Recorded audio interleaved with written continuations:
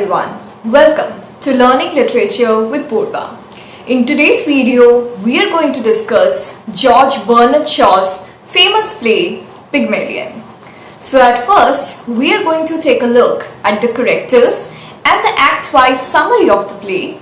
Then we will discuss the major themes of the play Pygmalion. So if you haven't yet subscribed to my channel, then do subscribe to it and hit the bell icon so that you never miss an update.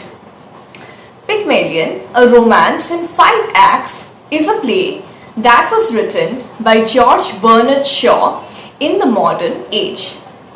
The play was first presented to the public on stage in 1913.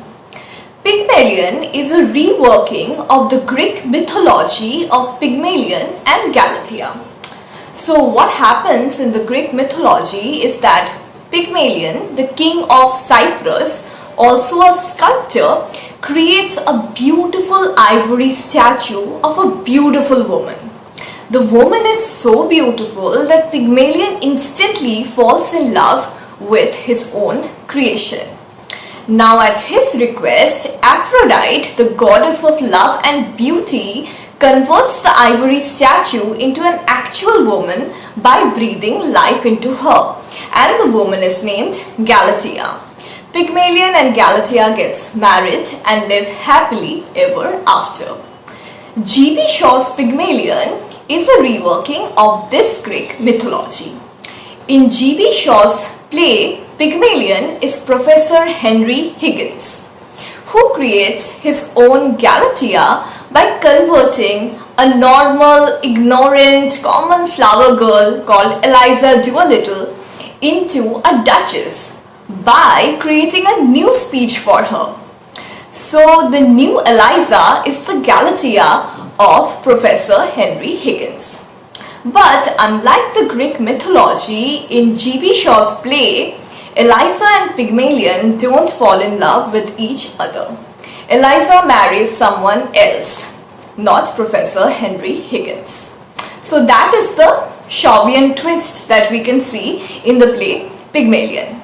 So in stage, Pygmalion was a moderate success, but the musical called My Fair Lady was an extraordinary commercial hit. Before we look at the detailed summary of Pygmalion, let's first take a look at the characters of the play.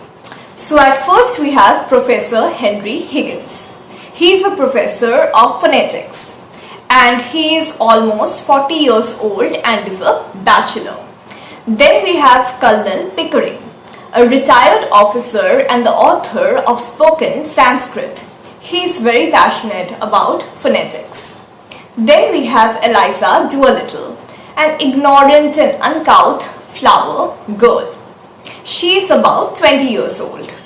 Then we have Alfred Doolittle, the father of Eliza Doolittle. He is a dustman. Then we have Mrs. Higgins, the mother of Professor Henry Higgins. Next we have Mrs. Pierce, the housekeeper of Professor Henry Higgins. Then we have Mrs. Eynsford Hill, a lady of the upper middle class. Then we have Clara, who is the daughter of Mrs. Eynsford Hill. And then we have Freddie, the son of Mrs. Eynsford Hill, and he falls in love with Eliza on meeting her the first time. So these are the important characters of the play Pygmalion. So now that we know the important characters, we can look at the act-wise summary of the play. So Pygmalion is a play of 5 acts. And the acts are not divided into scenes. Each act marks a stage in Eliza's transformation. So let's take a look at Act 1. The play opens with a heavy thunderstorm at late night. Due to the unexpected rain, passerbys from various parts of London seek shelter under the portico of St. Paul's Church in Covent Garden. So there is a mother, son and daughter trio, there is a flower girl, there is an elderly military gentleman, and there is a note taker whom everyone thinks to be a policeman in disguise. It turns out that the note taker is a professor of phonetics, Professor Henry Higgins. He has the magical ability to determine where the person came from just by listening to that person's speech. The elderly gentleman is Colonel Pickering. It turns out that Professor Henry Higgins and Colonel Pickering have been wanting to visit each other since a long time because both of them are scholars of speech. Professor Henry Higgins bets that he can use phonetics to transform the Cockney-speaking flower girl Eliza Doolittle into a well-spoken duchess. Act 2. The next morning, Eliza appears in Professor Higgins' laboratory in Wimpole Street for speech lessons. Professor Henry Higgins and Colonel Pickering are surprised. Eliza offers to pay a shilling so that she can learn how to speak well enough to work in a flower shop. Higgins makes fun of her, but is also excited by the idea of using his talent to transform an ordinary flower girl into a duchess. Colonel Pickering encourages Professor Henry Higgins. Pickering says that he would cover the cost of the experiment if Higgins can pass Eliza off as a duchess in our ambassador's garden party.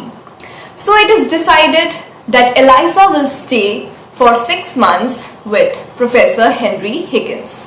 She will be schooled in speech and manners of a high-class lady. Professor Henry Higgins tells his housekeeper, Mrs. Pierce, to bathe Eliza and give her fresh clothes. When Eliza and Mrs. Pierce are away, Alfred Doolittle, Eliza's father, walks in, demanding the return of his daughter. His actual intention is just to take some money from Professor Henry Higgins by blackmailing him. Amused by Alfred Doolittle's rhetorics, Professor Henry Higgins gives him £5. Eliza enters, looking clean and pretty in a blue dress. Everyone is amazed by the difference. Even her own father, Alfred Doolittle, fails to recognize her. Act 3. For a number of months, Professor Henry Higgins trains Eliza to speak and behave properly. 2 trials for Eliza follow.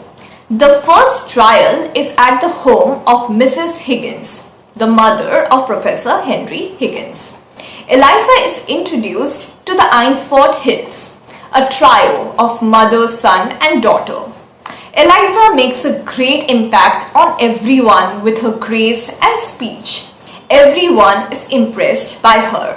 The son, Freddie, gets extremely attracted to Eliza. All goes well until suddenly Eliza's old accent slips out while talking to Mrs. Eynsford Hill. When the guests leave, Mrs. Higgins scolds her son for this experiment. Mrs. Higgins worries that once the experiment is over, there will be a lot of problems. But Professor Henry Higgins and Colonel Pickering do not pay any heed to her words. Act 4. The second trial for Eliza occurs at an ambassador's garden party, where Eliza passes off as a duchess. It is a great success. Professor Henry Higgins wins the challenge, but now Higgins and Pickering are bored now that their experiment is over.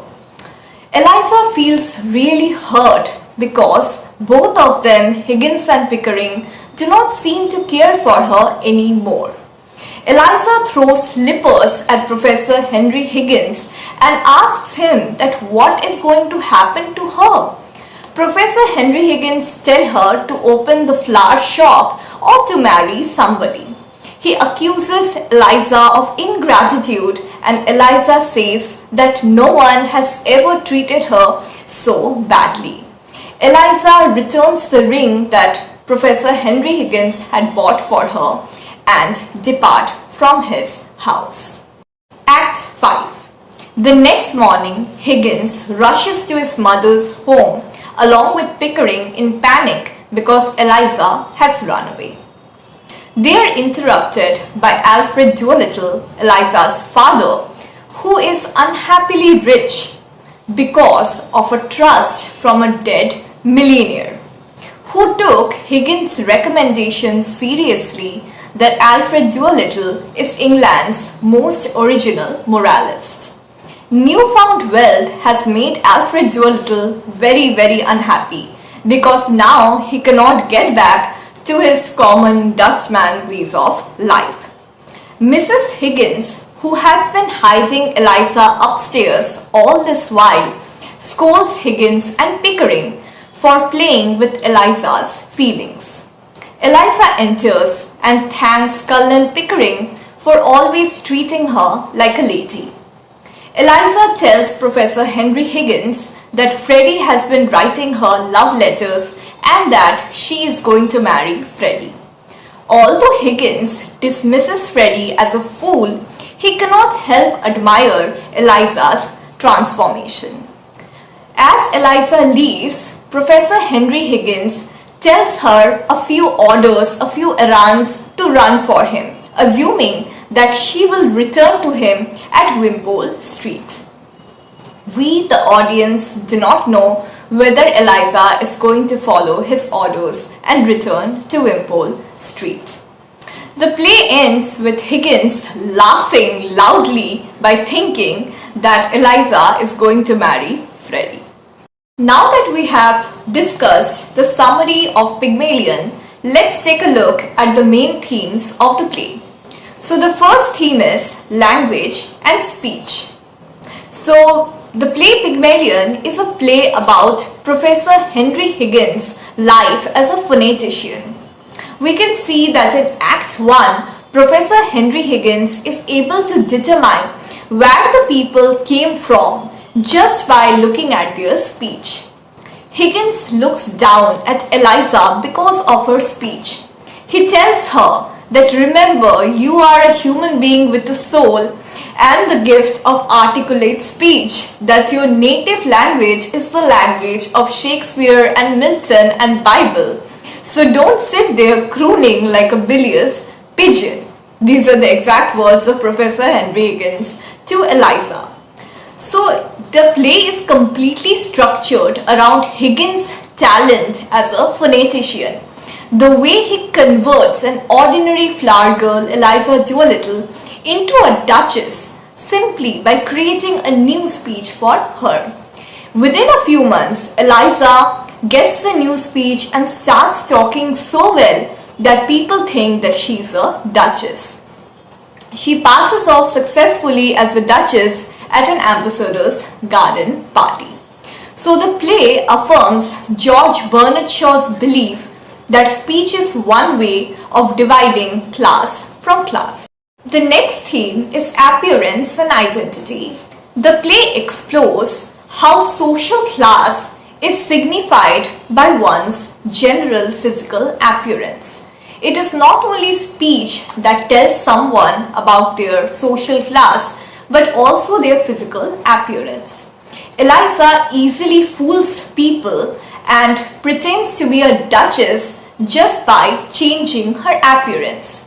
Even before her complete transformation in Act 2, when she is given a new dress and is bathed properly, her own father, Alfred Doolittle, fails to recognize her. So this shows that physical appearance is directly connected to one's social class. It signifies one's social class. The third theme is social class and manners. The play also tries to explore whether social class and manners are related to each other or not. We see in this play that manners can be learned. At the beginning of the play, Eliza is an uncouth flower girl, but along the play, when she is trained under Professor Henry Higgins, she learns how to behave like a lady. In Act 3 at Mrs. Higgins' home, she impresses everyone with not only her speech but also with her grace. So what we can see is that social manners can be easily learned. Good and bad manners are just a matter of cultural habit. In Act 5, Pickering tells Eliza that she played the part of a noble lady better than real noble ladies that he has met. We see that Professor Henry Higgins, although belonging to an upper class family, is very ill-mannered. Mrs. Pierce kept reminding him to behave properly and mind his manners in front of Eliza. And at the end of the play, we can conclude that Eliza Doolittle is better behaved than Professor Henry Higgins. So there is no inherent connection between social class and manners.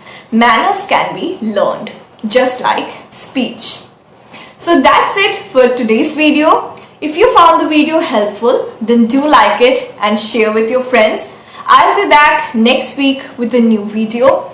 Till then, stay tuned to Learning Literature with Purva.